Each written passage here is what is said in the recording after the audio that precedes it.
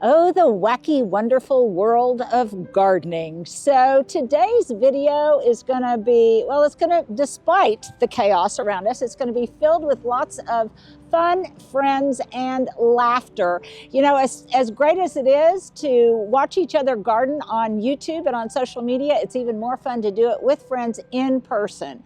And we're going to show you some plant propagation that I did with my buddies Jen and Kelly. Boy, did we have fun. Stuart will attest to that.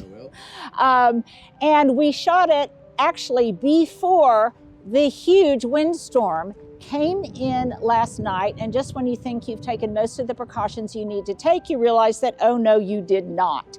So we're going to show you a little bit of the footage that I shot last night from my back stoop of the wind sweeping down the plains. I hope you guys are safe. Please let me know if you were part of this massive windstorm that swept across the country, any kind of damage you had. A number of people, my bestie Deb, she's without power and has been without power since yesterday. Stuart, you lost your power yesterday? You lost it. I fortunately did not. Yeah, it flickered all day on and off. Across the street, some of those houses are still without power. So I am just very, very grateful that we do have power. So today, let's just kind of show you what Mother Nature throws at us and lots of fun and really basic gardening skills. If you're a new gardener, this is for you, how you can make free plants out of what you already have. It's fun, it's budget friendly, and well, what do you say? Let's do it. Let's do it. We're going to take a stroll down the block to a friend of mine and someone who went to school with my son, and we're going to get some willow twigs to make some willow water. So you want to come along with me?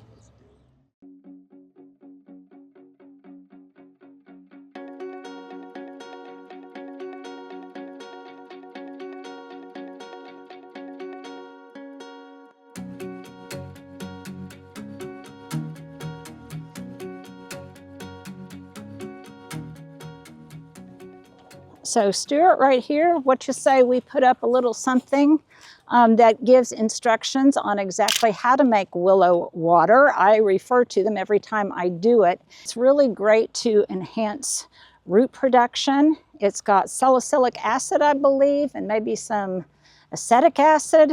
All of that is information that will be provided in this little screenshot. Happily, I've got a willow tree just down the block from me, and neighbors who don't mind my taking some clippings.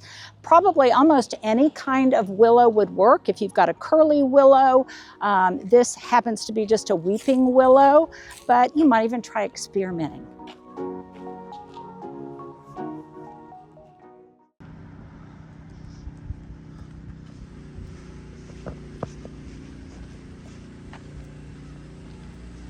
So I am just going to take some branches that then I will cut down in size. It's so fun to see kids come under this weeping willow tree before it's been pruned, because then it will come all the way down. Lakeside is always good. And then I don't know if this is going to work or not, but I'm going to take some of these brown twigs too. And then when we get back, I'll show you how we are going to condition these to make willow water.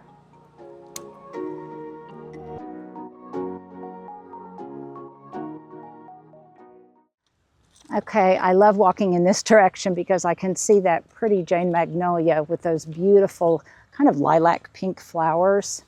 And pretty soon I know that that whole wall will be filled running up and down with tulips.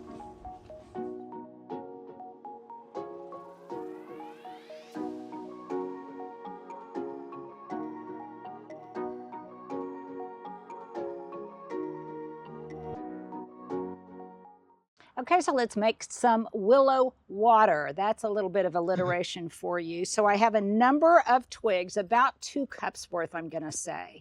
And these are fresh twigs, freshly cut. You can see the little catkins on it. I think those are what those, that's what. Oh, I see them. Yeah, right there, you can see. I think that's what those are called, catkins. I could be wrong. So anyhow, I'm going to do as the instructions tell me, and I'm gonna remove the leaves from these. And then I'm going to take the twigs and I'm going to cut them. And here I brought my cute little bucket up there and I didn't even use it, Stuart. Didn't even put my cute little twigs in there. So I'm going to cut these in, 2 to 3 inches pieces. So probably, I'm going to guess that there'll be more surface area exposed to the boiling water when we add it. I could probably do multiples of these at one time. Just strip these against the grain. It is helpful to have friends who have a willow tree. What about the willow branches makes this work? It's got some kind of chemicals in it. I know it's got, I think, salicylic acid and maybe acelaic acid. What was it, Stuart? I just told you. Okay, so what this does, this method really uses the natural rooting hormones that are found in willow, like indole-3 acetic acid and salicylic acid, and it really helps promote not only healthy root development, but also the healthy root development in pretty much anything that you water it with. So I'm just going to continue here, and I'm not going to be doing a ton of cuttings. And when I researched it, I was told that indeed this stuff can last in a glass jar. I needed to use some, I think, sharper pruners for, gosh, almost 2 months. So it's it's a gift that keeps on giving. Yeah. Is there any value to this? Or does this all just get discarded? This is just discarded for the compost pile. Okay. Yeah. So I'm going to continue with this. And then when we come back, I've got 2 special guests, 2 good friends of mine who are going to be here that are plant women extraordinaire, far more accomplished than myself. And they're going to help me take some cuttings and pot them up. The winds have died down, at least right here, for just a moment, that you can hear them in the distance. But there's no way that this camera can capture the color of the sky. How much dust there is in the air reminds me of the Dust Bowl. It's scary and very bleak looking. Stuart is without power. A service person came over to help me with a dehumidifier. He is without power. I can't believe we still have it here. Okay, so the first thing went down, and I did take lots of precautions, you guys. I put most of my small planters up close to the house and congregated them together so that they could protect themselves. These I thought would be pretty much secure because that's why they're in the ground. yeah, because I had dug them into the ground for just this reason. And actually, even though they toppled over, they nevertheless made it through. The trunks did not snap anyway. So I can put these back in place. Well, maybe I can.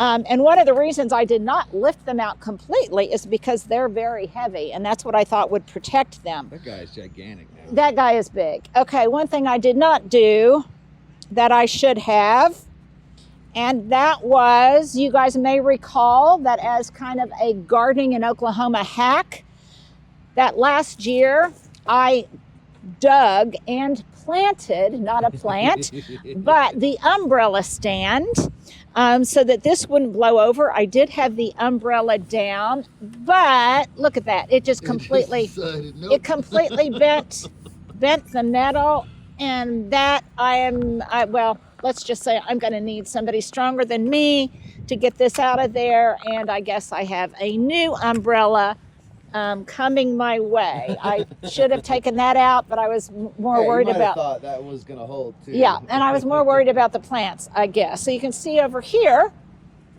Boy, am I showing you the mess today. You can see over here, these topiaries blew down, even though I had some of them kind of tucked under there. I'm going to show you another mess when we come back. I see the grass under there. I just noticed. Yeah, you see the grass under there. But I'm going to also show you when we come back another mess that I've been contending with, because this is real world after all.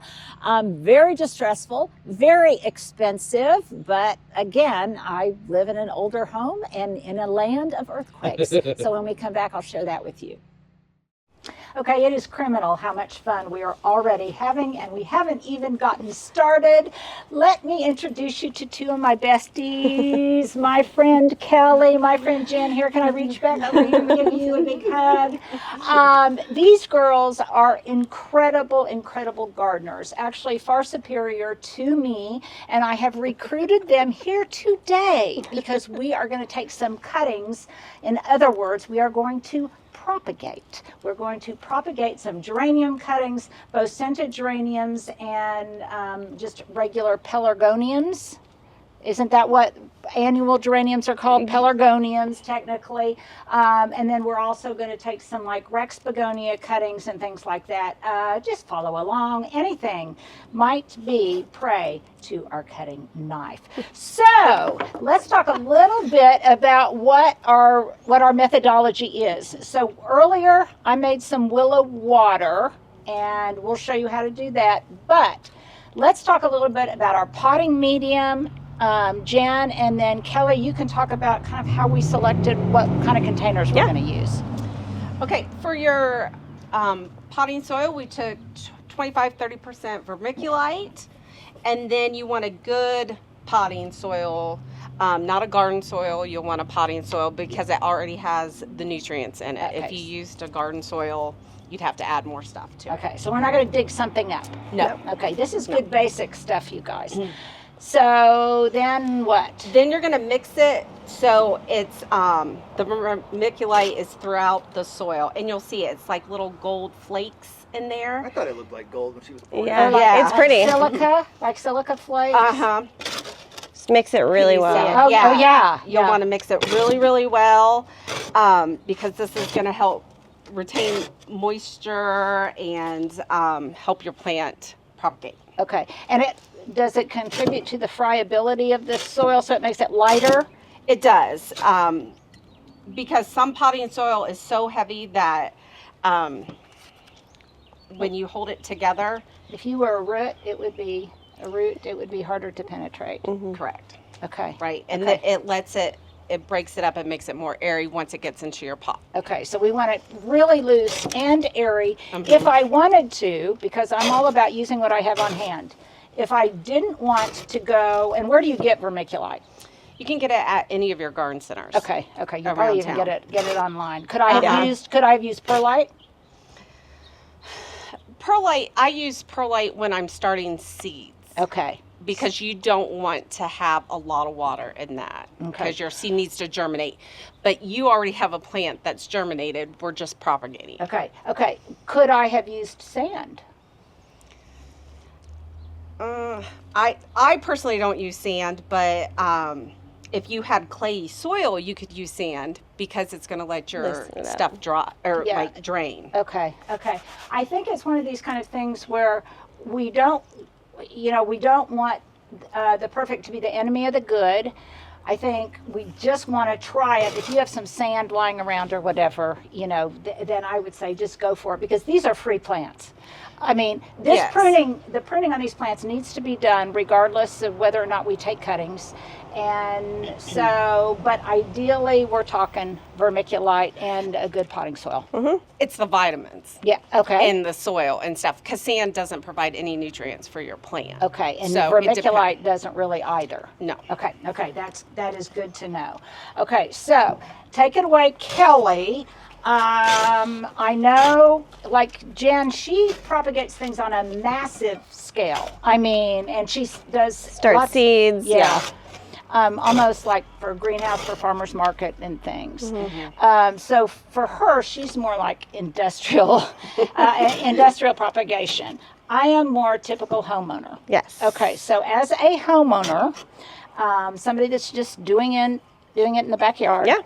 Give me considerations, pros and cons of what kind of container to use. I mean, so these are going to give you the look that you want. Like, they're going to be very beautiful. You can put them out on a table and they're going to look pretty and nice. These are totally fine to use. You have to make sure you have a drainage hole.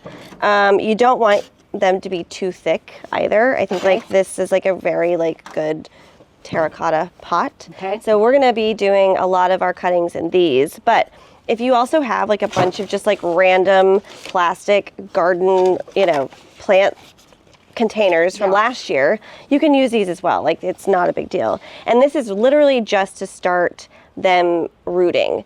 We want the roots to start like creating new roots, so then we can put it in like larger planters. Not gonna live there, yeah. No, they're not going to stay in these. Yeah. So, yep. Okay, and so for me, I intend to grow them in these cute little pots. I might then gift them in these cute little pots, Yes. which for me is kind of another motivation.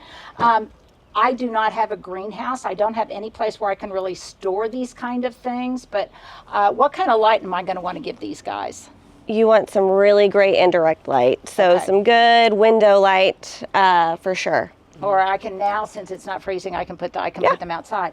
But because for me, the appearance of things is always an optimal consideration. I want these to look pretty in addition to being practical. And so that's why I kind of like to use these little terracotta pots. I have all sorts of them. I'm not going out and buying them. Yeah. Okay. So it looks like we have everything except what? Our cuttings. The cuttings. Okay, let's take some cuttings and we'll be right back. For some people, their comfort food might be chocolate or potato chips or French fries. But for me, when I really want to take care of myself with something delicious, I go to my Manacora honey. You guys know I'm absolutely obsessed with this. And I have found even more ways to make myself healthy snacks in the course of the day. And what I do is I just find different things that I like to dip my apple slices or my crackers or whatever in with my Manuka honey as kind of the glue. And then I just dip it into something else. Like here, I've got some of this peanut butter powder, which is absolutely yummy, but I can also dip it in some blanched almonds, if I can get them to stick. There we go. It's crunchy. The Manuka makes it silky, packed with prebiotics, antioxidants. It's absolutely divine. It feels very, very indulgent. And so if you too want to treat yourself to something as yummy as this, something as yummy as this, then definitely take advantage of my deal right here below. Click on the button and get some Manacora honey. And I would recommend putting it in Easter baskets because I think it would be a great Easter basket treat for maybe some adults or even kids in your life. Oh, and something else that's yummy to dip it in is granola.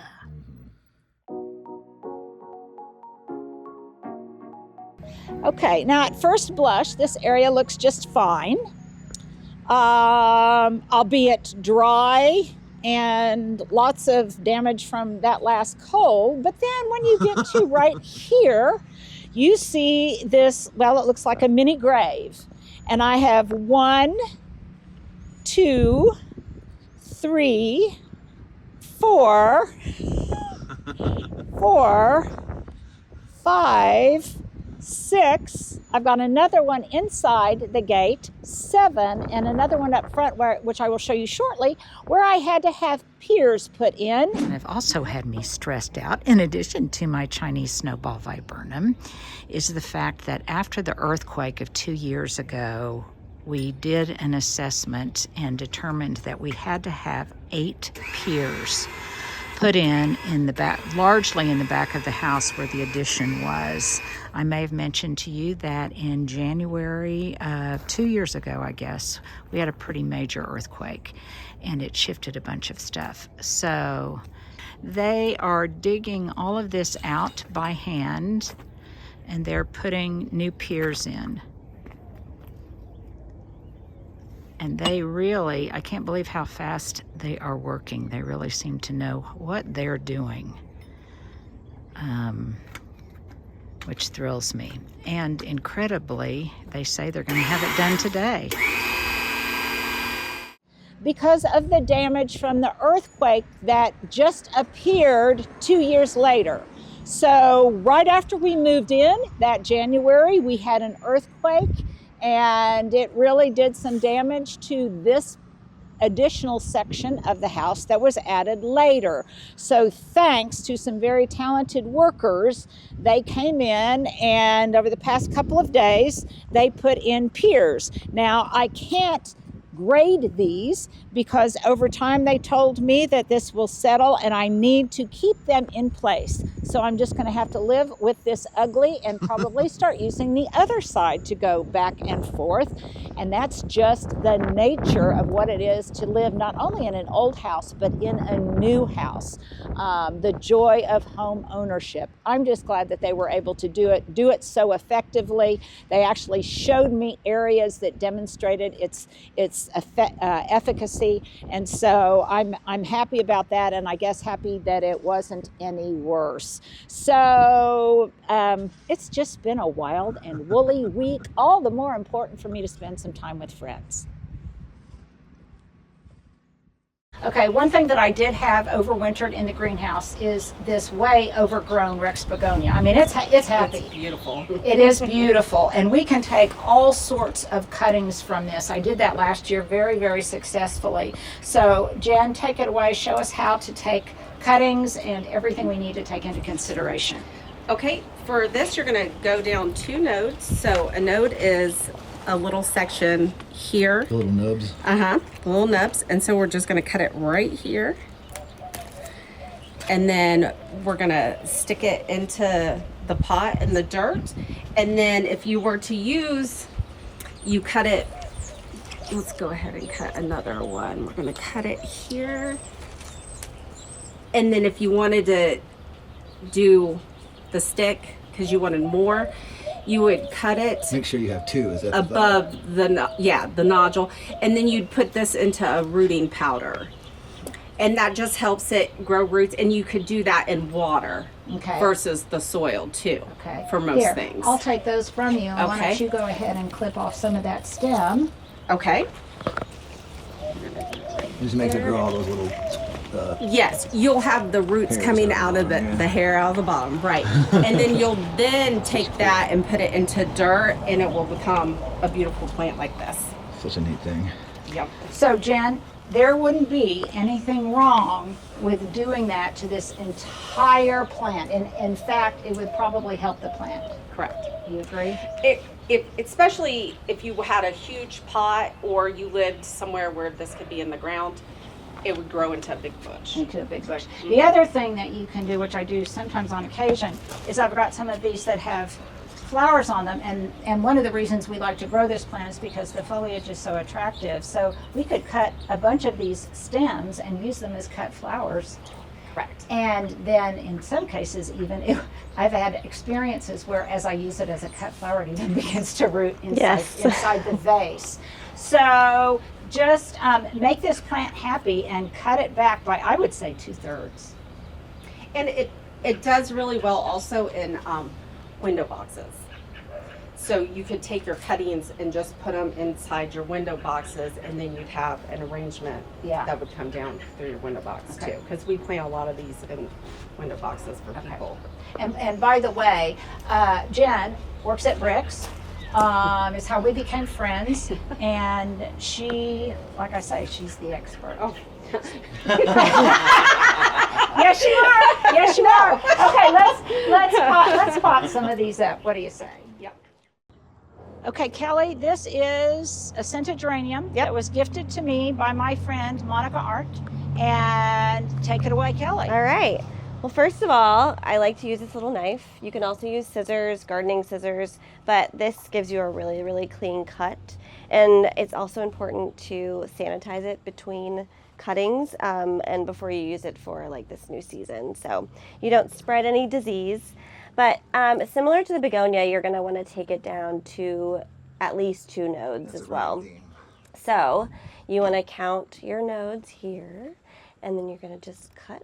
Make a clean cut. That was really clean. And then before we pot these, you're going to take these like leaves off from down here. So you're going to plant it all the way up to here. So we can just keep cutting throughout this whole thing, and we're going to get like a ton. Yeah, there's quite a bit here. Yeah, it's going to be beautiful. What color are these, Linda? Oh, they're a pale pink. and I think they're rose scented. Now my friend Roger, he loves to use the leaves just in flower arrangements for their scent.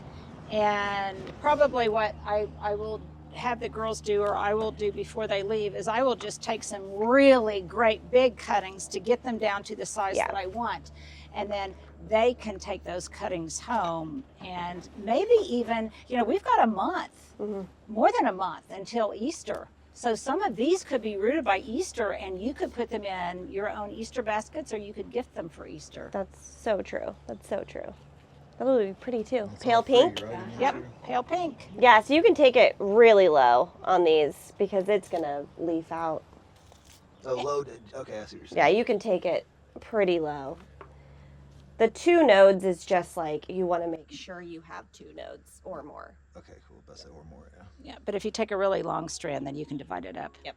into different pieces. Yep. And then this has grown leggy because obviously it's been in the greenhouse all winter long. Nobody has been pruning it. Nobody has been managing its size. So once we do this, we will reduce its size, and then I'll be putting it in more light. So when it begins to grow out, it will grow out in a more bushy fashion and will be a much more attractive plant. Okay, so Jen, when you're selling plants to people at Bricks, what is something that you said they sometimes look for in able to get more plants and more bang for their bucks? They'll look for multiple plants inside the 1 gallon container or your quart container. And what you're looking for is just different branches coming up out of the soil. Because when we plant a seed, most of the time the seeds are tiny and you're just sprinkling the seeds in, so you have multiple plants that will generate, and greenhouses won't take those, separate them. Like when I was up potting my basil yesterday, I separated all the basil. So instead of having 18, I now have 36. Oh my gosh. So So that is really a cost saving measure. And you're not dividing technically, you are just separating the root balls of Correct. those different seeds that germinated and became plants. So you're just separating those plants. Right. And typically the plants are the healthier for it, are they not? Right. Okay. Right, because they will compete with each other, and the roots will just intertwine, and that's how you get a lot of root bound plants, is because They had to compete. Yeah. they had to compete, and they weren't separated. Yeah, And okay. like all good gardeners, they will separate their plants. And they before need put- room to grow. Uh-huh. So technically I could do this same thing here. Absolutely. And I Everything in could, there. yeah, and I could Yes. divide this up, and this has been in this pot for a couple of years now, and I could easily divide this up, and the plants would be the happier for it, and I could then put them into multiple pots, or I could put them in the ground in multiple places. Correct. And your leaves will also get bigger, and your flowers, because they're not competing for nutrients and stuff within the same pot. Yeah, so it actually helps the plant to brutalize it. Yeah.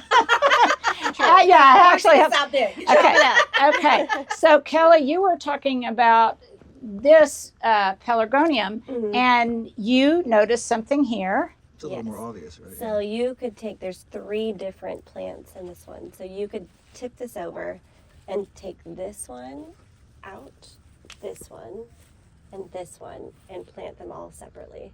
And then you could also take cuttings off of this too. Yeah. And make a bunch of Start your own plant store. Yeah, Just- exactly. Yeah, just with this. Your whole Just with this. nursery. Well, and the thing is, for me, I like something to be big and voluptuous and make a statement almost immediately. So in reflecting back, and boy, it's hard for me to think back that long ago, but I probably put 4 tiny plants or 4 tiny cuttings in there. They grew into what looked like one big plant, but they are still technically 4 separate plants that now I can divide up to have more, better quantity to share, and each individual plant will be the happier for it. Okay, very good. Okay, You so need a lemon geranium too, I used to have, and we'll get them I- at Bricks. yeah, but I used to have I love geranium. I used to have every one. Bugs. Bugs and no, I used to have every kind, and at a certain point. I know. Guys, So I admitted that sometimes I don't do any of this. And if I have a good mix like this, I just stick it in the pot, and if it takes hold, it takes hold, and if it doesn't, it's a survival. It's a survival of the fittest thing. What do you? Aren't we all? Right. But with cuttings, that's what's going to happen. It's not as hard as if you're trying to grow something from seed and you're trying to get it to germinate with the warm that's true. soil and stuff. So that basically, you're right. Okay. So if I wasn't being lazy, Linda, but I was being responsible, Jen, show me what I need to do now. If you have rooting powder and you want to, you could dip it in your rooting powder, and then you would put it into your dirt, and you're going to place it up to the leaves with this begonia. And you want to make sure that your soil holds that stem in, so it's kind of compounded down. And then you want to make sure that you water everything, because there's going to be air in your soil, and air will cause your roots to rot. Okay. So that's why you water seeds in, you water propagations in, because you're getting the air out of the soil. Okay. Looks pretty good already. So Yes. I know it looks pretty good. And now we're going to brutalize it more, because what are we going to do once I go get some scissors? You're going to cut the leaves off. We're going to cut the leaves off.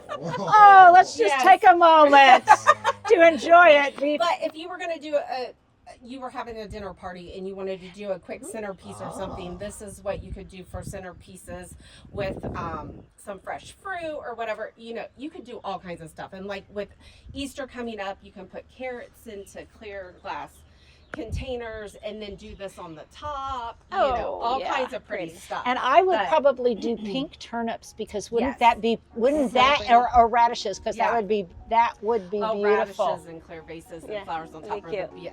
And it's very Peter Rabbit Farmer McGregor.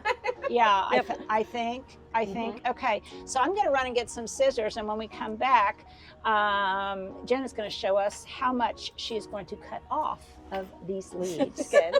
Chop them right up.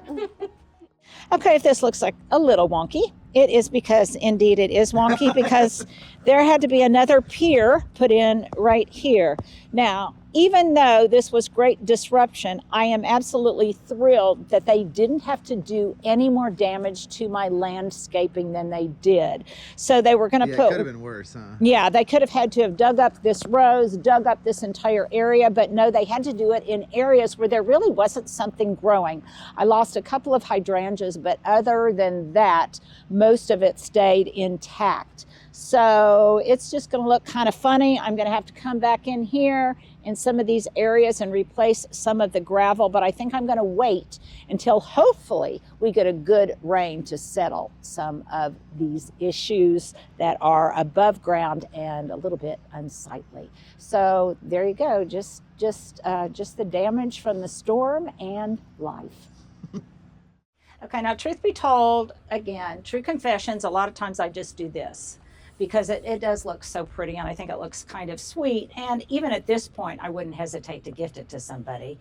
I would just give them instructions on what to do. But ideally, to reduce transpiration and moisture loss, but leaving enough for the leaf itself to photosynthesize, take it away. Okay. And this is basically how much room you have. Like, you're leaving this outside, so you could leave a little bit more, but if you were doing this inside the house and putting it under grow lights, you would cut it even more drastically. Even more down. Okay. Mm-hmm. Guess we'll leave a few solar panels. Correct. Yeah. You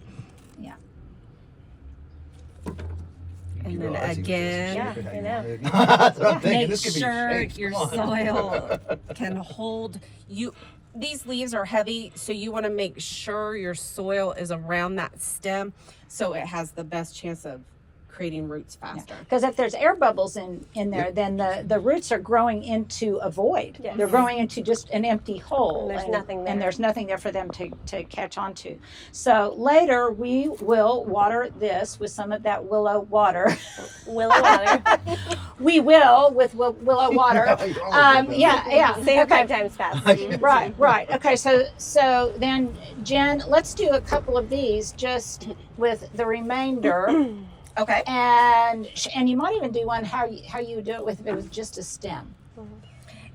And if you also have propagation containers, a lot of people like to have those in like their window seals or whatever. You can also put that in this with water, and you'll see the roots grow too. Like those Yeah. tubes. Yeah. I've Like a jar or done something. that before, and that may be the easiest way. Yeah. But then you've got that additional step, and sometimes I get lazy about changing the water, Mhm. and then that's a problem. And then it's not pretty anymore. You know, then it's not pretty anymore, and it's all about appearances. Yes. It's all about appearances. And this will create a new leaf or a flower. And so, assuming we take good care of these little darlings, how quickly would you say that there will be a good enough root ball for them to live someplace else? Because they're already established, I'd say in about a week you'll probably have Wow. a week to 2 weeks, because we're getting warm. Mhm. And the warmer weather will now if you were starting these from seeds, it would be a longer period of time. But you have an established plant here, and as long as you get it all out, because you don't want to disturb the root Mhm. once it's in this dirt. So you're going to carefully remove it from the pot and plant it in a new pot or in the ground, wherever you want it, and it should be fine. Okay, so as long as the root ball is intact, Mhm. and that's another thing about timing. I mean, you could do this, I guess, in the fall technically, but it's optimal to do it in the spring because it's when it is naturally going to be putting on new root growth and new top growth. Okay, so show us how to do it with just a stem. This you would dip into a mixture of root powder, hormone powder, cinnamon. This one's less of an option, more of a you should dip it. 'Cause the last time we talked about not needing to, that this is There's no leaves on Okay. this to soak up. Cool. So, but this is how you would do it in the fall or in the winter. If Okay, you were doing it inside the house, okay. you would have Okay. this. And we'll put up a screenshot of different options, some of which I did not know till I researched it on what things will induce root growth. And so we'll put that up. So if you have some cinnamon around, if you don't have any rooting hormone around, whatever. But in no way do we want to make you think you have to have all of these things to do this. The important thing is that you just do it, and these are kind of best practices. You're going to have some loss no matter what, Yes. so just go for it. Yep. you can't say it's not science, but it's easy. Just have fun with it. It's just not rocket science. But There if you you're go. taking it from a plant you already have, you're not spending money on it. Right. And you should experiment with what Absolutely. you have, before you go spend a lot We of haven't money. said the word free enough throughout this. Yeah, video. free. And this one, it's going to take longer to get leaves and stuff. So this will take longer than your established plant Okay. here. But so you're going to dip it, and then you're going to put it in here. And remember, we're going to water all these in so there's not air pockets. And so you don't even have the soil level all the way up to the top. So that's also a cost-saving measure when you're just filling it up about half to the top. And people just fill them to the top for appearance and stuff like that. So, but you just needed enough to cover the bottom of the plant. Okay. You could do little rocks. If Yeah, you and then to water Yes. them, you could even Yeah. just bottom water them in this tray, even though it's kind of gnarly. But I could just bottom water it in the tray, and that would make watering easy and would also not disturb the upper portion of the cutting itself. Okay, when we come back, Kelly, you're up. Gonna do some begonias for us, or some Geranium. Let me start over again. Yeah. You're gonna do some geraniums for us. Okay, while Kelly is getting those geraniums ready to do cuttings, please notice that we gals are all sporting our best Cool Jobs gloves. And we tried our best to color coordinate to our outfits, because that's a gardening tip, I think, that can't be mentioned enough. Okay, it's your turn, Kelly. Oh, great. So these are Big Jamie just said from the inside, you guys are having entirely too much fun out here. So these are scented geraniums, and they trail. You've seen them; they're beautiful. These are rose-scented geraniums, and they really do smell incredible. So we did our little trim, and before I put it in the soil, I took off these tiny little leaves that were in here. So these were here. I took those off because those will just rot in your soil. You don't want that. So what we want to do is bring the soil up to this second node. So we're going to plant it in our soil. And just like Jen said, really pack it in there, compact the soil. And again, a little higher than what you need is not a problem. Just don't go too low. Exactly. Now, Kelly, here's a question I want to ask you. Should we not remove that bottom leaf? This one right here? Yeah, or we're So just going we can. It had one of the nodes on it. So Okay. I would say try to keep it on first. And if you see it like getting weird or yellow, just Okay. cut it off. It's fine. Okay. But it did have some good like growth on it, so it should be fine. And so it should just stand out. Oh, good. But- And I have to point out, it smells Yeah. divine. It smells so good. It yeah. smells divine. There's so many different geraniums, but this one's definitely one of the better smelling ones for sure. And it'll keep your pests away too. Now, Jen, if people collect scented geraniums, I know I got so many from my friend Monica, who sometimes got some sells like them at butter. the Will Rogers plant sale. But sometimes you can also get them at Bricks. Is that right? Correct. Okay. And we will have them starting Saturday. Oh, great. You'll have like trailing geraniums And lavender. so many different Yeah. colors. Yeah, it's just an abundance of riches. Okay. So I am gonna take this one off this time because we have two leaves here. We have a Which new one growth. again? Sorry, I'm gonna this- take this one off here. Okay. And then we'll plant it. Soil. And I'll put, you guys, I love this. It's actually a florist's knife. It makes a really good, clean cut. You can hear it. And I will definitely put a link to it. This would be a great, I started to say stocking stuffer. It would for that, but it would also be great to put in somebody's Easter basket. Yeah. Absolutely. Not a child's Easter basket, but an avid gardener's Easter basket. It'd be cute with a cutting. You could Yeah, give It it would with a be cutting. that would be a great idea. So as a gift idea, you could give several of these cuttings and one of these knives and a packet of seeds, and that would be a really dear gift. I like how they stand up. Yeah. They really stand up and fly right. Yeah. pack it in. Yeah. Now, Kelly, do we need to cut these leaves at all?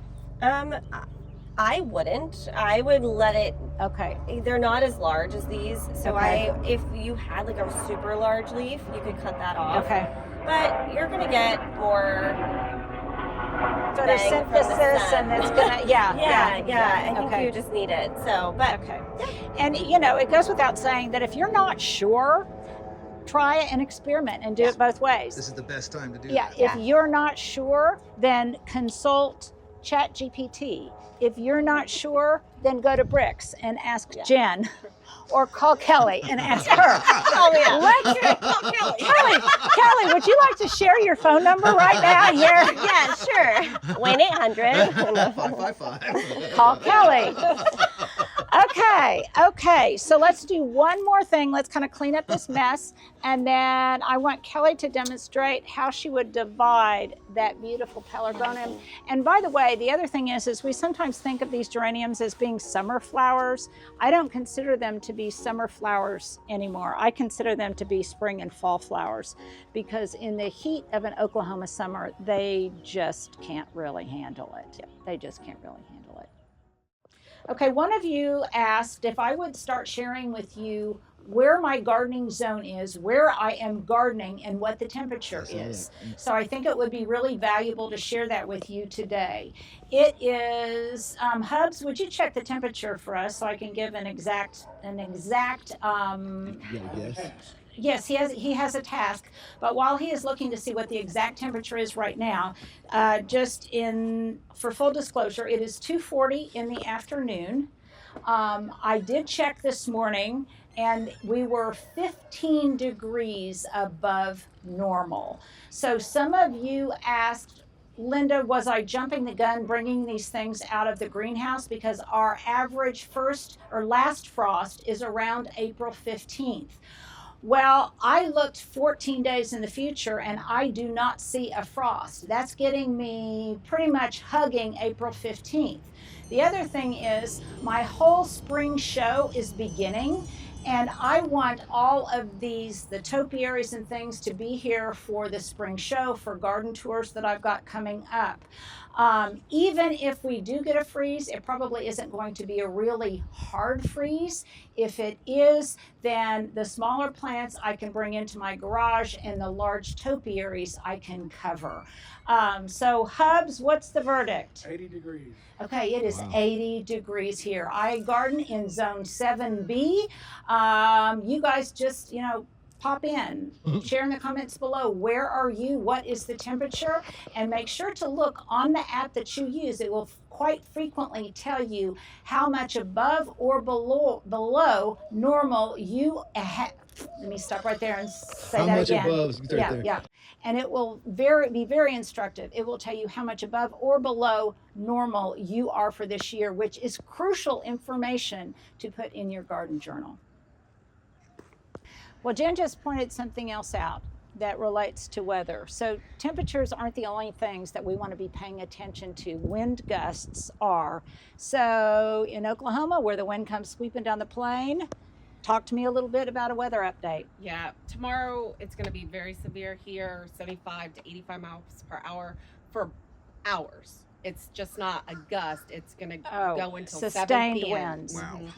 And high fire danger tomorrow. So if you have a dry yard, most of us still have moist yards because we just got some rain. If not, take a hose around your perimeter of your house, wet down your grasses and stuff. So if a spark does happen, your house will be okay. Yeah, will be protected. And with tall plants, or even with short plants, like I was going to plant cabbages and stuff yesterday from little plants. I was going to put them in their holes out in the garden area, and I'm going to wait because they'll just get snapped. Okay. So you'll want to make sure that your plants are close to your house or somewhere protected in a garage if they're tall, because the beautiful olive tree over there, it will get snapped in half with winds that, unless you're in a protected area. And they just got home. And they just got home. And they just got and home. they just got home. So probably what I will do is these smaller plants, I'll probably just congregate them together. They can all kind of huddle together and protect themselves. Somebody did ask, what about my large topiaries in the front when the wind comes sweeping down the plain? Is that a problem? Typically not, because the pots themselves are in the ground, and these are pretty mature topiaries. That said, once the wind really begins to kick up and I kind of assess how much they're leaning, I may decide, oh no, I need to bring those up and protect those and bring them closer to the house. So, nothing is safe. And Kelly just said, and why do we live here? But these kind of weather events are prevalent no matter where you live, because it's always something. Yeah, it's always something. It is spring, and just do what you can to protect your little darlings that have just come home. Okay, so we have this trailing geranium, and it's been potted for, I'm sure, several years. And as you can see now, it's like very mature and very pretty. And when you look really into it, you can see 3 different plants. So we're gonna separate them. Oh yeah, I can see it from there easy. And put them in their own little containers. So really, you're just gonna tip it over and try to coax it out as gentle as you can, so that you don't obviously break any massive stems The or more established, the harder it is. yeah. So these have been in this pot for a while, you can tell, because there's just lots of roots. And we're just going to gently, I can smell it a lot right here. yeah, take it out. And you can hear some roots separating, breaking from each other. That's totally fine. It's okay, don't worry. But okay, so here we have 2 different plants. I'm gonna set it down to untangle these little branches. But all you have to do now, you can take a bread knife, remember, sanitize it. You can cut it in half, and then sometimes you can also just pull it apart too. But that was super simple. Super easy, yeah. There's no big. So now you have, Oh, that caught me. oh, sorry. It's all right. Now you have 2 different plants that you can plant in different pots. You can see all the happy roots. And Kelly, you could do the same thing if we saw a pot of potted geranium at the nursery, Yeah. and it was already this big, and you just looking down into it to see if it's just one plant or if indeed it is 3 like these. Yeah. And now I've got 3 geraniums. Buy one, get one. Yeah. Pretty incredible. Yay. Okay, so Jen, you were saying that especially for hanging baskets and things that you've seen this with strawberries? Strawberries. Strawberry hanging baskets will typically have between 5 to 7 plants inside the hanging basket. So if you were wanting to start a strawberry patch, you would Yeah. get a hanging basket if it's at the right price, and Right. then just separate out your plants and put them into your little strawberry patch And they'll- versus individual. Yeah, I mean, it really is a cost-saving measure, and they'll be the happier for it. But again, it's this time of year you want to do it. If you wait too late, when it's already hot, Yeah. those plants are going to have a really difficult time getting established in a pot or in the ground. So spring is the time to go for it.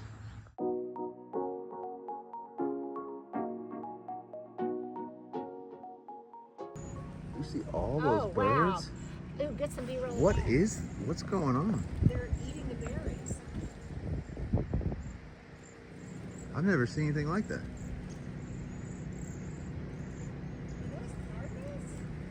Are they the male cardinals or whatever? Whoa, he just flew right by my head. That was crazy. Did you see that? Okay, oh my gosh, we were just kind of weirdly interrupted by a massive flock of, I'm going to have to go back and look at the footage because it happened so quickly I couldn't tell what kind of birds they were. Maybe male cardinals, I couldn't tell. But boy, they were enjoying the berries on the hollies. So, but I digress.